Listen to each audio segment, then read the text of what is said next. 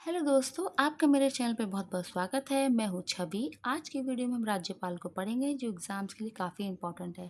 राज्यपाल जो होता है वो राज्य का कार्यकारी प्रमुख यानी कि संवैधानिक मुखिया होता है। संवैधानिक मुखिया का सबसे आसान मतलब यही है कि ये सिर्फ कागज़ों में प्रमुख है, रियलिटी में प्रमुख नहीं है। रियलिटी में प्रमुख कौन होता है? मुख्यमंत्री। जैसे कि रियलिटी में प्रमुख हमारे प्रधानमंत्री हैं, ऐसी राज्यों में रियलिटी में प्रमुख हमारे मुख्यमंत्री हैं। मुख्यमंत्री के नेतृत्व वाली मंत्री परिषद, उनको मिला के रियलिटी में प्रमुख बोला गया, यानी कि सारे काम वही करवाते हैं, उन्हीं की आज्ञा से होते हैं। लेकिन जो काम है वो राज्यपाल के नाम से किए जाते हैं, लेकिन उन कामों को करता कौन है? मुख्यमंत्री। राज्यपाल जो होते हैं केंद्र के प्रतिनिधि के रूप में कार्य करते हैं, यानी कि उनके एजेंट होते हैं।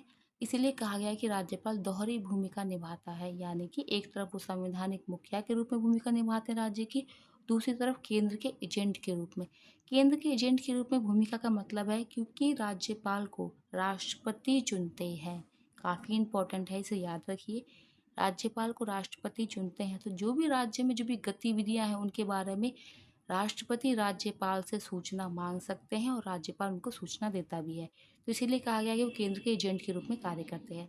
प्रत्येक राज्य के लिए एक राज्यपाल होता है। 7वें संविधान संशोधन अधिनियम 1956 के तहत कहा गया है कि एक ही व्यक्ति को 2 या अधिक राज्यों का राज्यपाल नियुक्त किया जा सकता है। राज्यपाल कौन बनेगा? जो व्यक्ति भारत का नागरिक हो, 35 वर्ष की आयु पूरी कर चुका हो। आर्टिकल 159 के तहत कहा गया है कि जो राज्यपाल है वो जो शपथ है वो उच्च न्यायालय के मुख्य न्यायाधीश के समक्ष लेते हैं, यानी कि नियुक्ति कौन करेगा? राष्ट्रपति। शपथ कौन दिलाएगा? उच्च न्यायालय के मुख्य न्यायाधीश। राज्यपाल की शक्तियां व कार्य। कार्यकारी शक्तियां। राज्य के सभी कार्य राज्यपाल के नाम पर होते हैं। मुख्यमंत्री व अन्य मंत्रियों की नियुक्ति राज्यपाल करते हैं। राज्य के महाधिवक्ता की नियुक्ति करते हैं। महाधिवक्ता का जो पद होता है राज्यपाल के प्रसाद पर्यंत होता है, यानी कि राज्यपाल को कभी भी हटा सकते हैं। राज्य लोक सेवा आयोग के अध्यक्ष व सदस्यों की नियुक्ति राज्यपाल करते हैं, लेकिन सिर्फ राष्ट्रपति ही उन्हें पद से हटा सकता है। राष्ट्रपति से राज्य में संवैधानिक आपातकाल के लिए सिफारिश करता है तथा इस दौरान वे राष्ट्रपति के प्रतिनिधि के रूप में कार्य करते हैं। राज्य के विश्वविद्यालयों का कुलाधिपति राज्यपाल होता है तथा कुलपतियों की नियुक्ति भी राज्यपाल ही करते हैं। विधायी शक्ति यानी कि विधानसभा के सत्र को आहूत कर, यानी कि विधानसभा की बैठक को बुलाते हैं। सत्रावसान का मतलब होता है कि विधानसभा की बैठक को वो समाप्त करते हैं, और विघटन का मतलब होता है कि विधानसभा को ही विघटित कर देते हैं। इसका मतलब ये विधानसभा ही खत्म हो गई, अब नए चुनाव होंगे और नई विधानसभा बनेगी। प्रत्येक चुनाव के पश्चात पहले व प्रतिवर्ष के पहले सत्र को संबोधित करते हैं, लेक्चर देते हैं अपना। राज्य विधान परिषद के कुल सदस्यों के 1/6 सदस्यों की नियुक्ति करते हैं। राज्य विधानमंडल द्वारा पारित विधेयकों पर स्वीकृति लेते हैं, स्वीकृति देते हैं। राष्ट्रपति के विचारार्थ सुरक्षित भी वो रखते हैं। वित्तीय शक्तियाँ। वार्षिक वित्तीय विवरण यानी राज्य बजट को विधानमंडल के सामने रखवाते हैं। धन विधेयकों को उसकी पूर्व सहमति के बाद ही प्रस्तुत किया जाता है, यानी कि राज्यपाल जब सहमति देंगे तभी धन विधेयक प्रस्तुत होगा। राज्य वित्त आयोग का गठन करते हैं। न्यायिक शक्तियों में दोष सिद्धि किए गए अपराधियों को क्षमा करने, दंड कम करने, निलंबन निलंबित करने की शक्ति, लेकिन मृत्यु दंड की सजा व सैन्य न्यायालय द्वारा दी गई सजा को माफ नहीं कर सकता। यह अधिकार सिर्फ भारत के राष्ट्रपति को है। काफ़ी इम्पोर्टेंट है, इसको आप याद रखिए। राज्यपाल धन विधेयक विधेयक के अतिरिक्त किसी भी विधेयक को पुनर्विचार के लिए भेज सकता है। यदि पुनः दोबारा उस विधेयक को विधानमंडल द्वारा पास करके राज्यपाल के पास भेजा जाता है तो राज्यपाल उस पर अपनी सहमति देने के लिए बाध्य होता है। राज्यपाल कुछ विधेयकों को अनुच्छेद 201 के तहत राष्ट्रपति के विचार के लिए भी आरक्षित रख सकता है।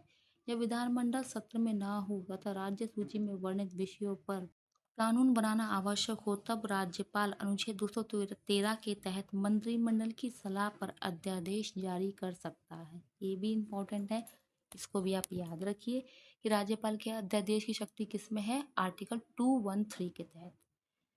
ऐसे अध्यादेश को विधानमंडल के पुनः समयवत होने के, यानी कि जब विधानमंडल आ जाती है तो 6 सप्ताह के भीतर विधानमंडल द्वारा स्वीकृत होना आवश्यक है, अन्यथा उस अध्यादेश की वैधता समाप्त हो जाती है। यहाँ पे राज्यपाल की उन्मुक्तियां तथा कुछ विशेषाधिकार दिए गए हैं।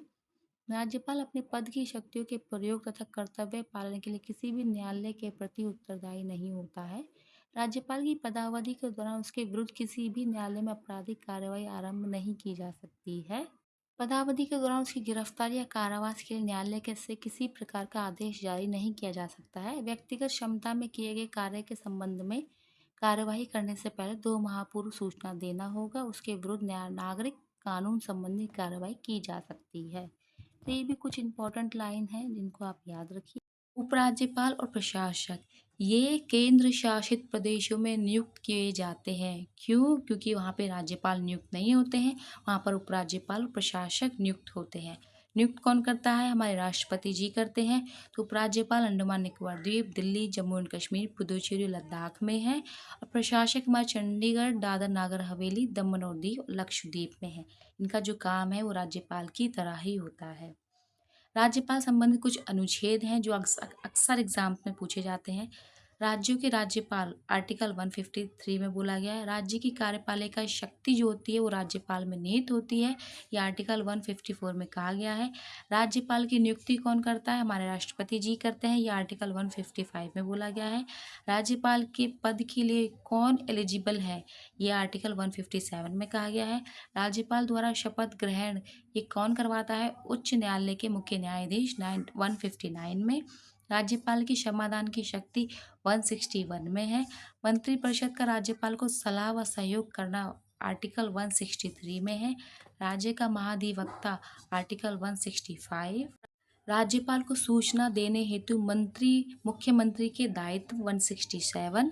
राज्यपाल द्वारा विधेयक पर अनुमति देना 200। राज्यपाल के विचारार्थ विधेयक सुरक्षित रखना राष्ट्रपति के विचारार्थ विधेयक सुरक्षित रखना 201 और राज्यपाल के अध्यादेश की शक्ति 213। ये कुछ आर्टिकल्स हैं जो एग्जाम में पूछे जाते हैं, तो आप उनको याद रख सकते हैं।